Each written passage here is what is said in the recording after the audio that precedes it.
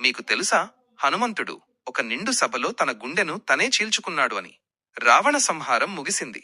శ్రీరాముడు సీతా సమేతంగా అయోధ్యకు తిరిగి వచ్చారు. అయోధ్య అంతా పండగ వాతావరణం నెలకొంది.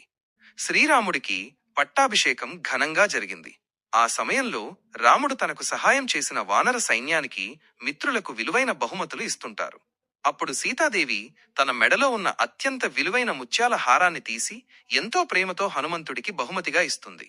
హనుమంతుడు ఆ హారాన్ని ఎంతో భక్తితో అందుకుంటాడు. కాని కొద్దిసేపటికే హనుమంతుడు ఆ హారంలోని ఒక్కో ముత్యాన్ని తీసి తన పళ్లతో కొరుకుతూ లోపల ఏదో వెతుకుతున్నట్లు చూసి ఆ ముత్యాన్ని పక్కన పడేస్తుంటాడు.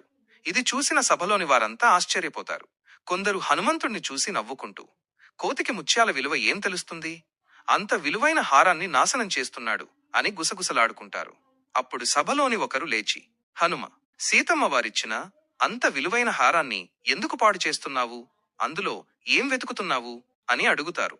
దానికి హనుమంతుడు చాలా వినయంగా ఇలా అంటాడు, ఏ వస్తువులో అయితే నా రామనామం ఉండదో అది నాకు వ్యర్థం. ఈ ముత్యాలలో నా రాముడు ఉన్నాడేమో అని వెతుకుతున్నాను. కాని ఏ ముత్యంలోనూ నా రాముడు కనిపించడం లేదు. అందుకే వీటిని పక్కన పడేస్తున్నాను అని చెబుతాడు.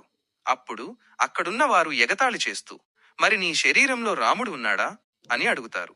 వెంటనే హనుమంతుడు ఏమాత్రం ఆలోచించకుండా, నా ప్రతి అణువులోనూ, నా శ్వాసలోనూ రాముడే ఉన్నాడు అని చెబుతూ తన గోళ్లతో తన వక్షస్థలాన్ని, గుండెను బలంగా చీల్చుతాడు. ఆ దృశ్యం చూసి అందరూ ఆశ్చర్యపోతారు.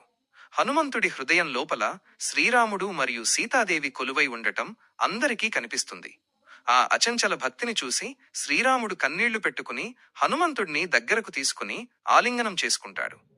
చూశారుగా, భక్తి అంటే కేవలం పూజలు చేయడం కాదు, భగవంతుణ్ణి మన మనసులో నింపుకోవడం. అందుకే హనుమంతుణ్ణి మించిన భక్తుడు ఈ ప్రపంచంలోనే లేడు అంటారు. ఈ కథ మీకు నచ్చినట్లయితే వీడియోను లైక్ చేయండి, మీ ఫ్రెండ్స్తో షేర్ చేయండి.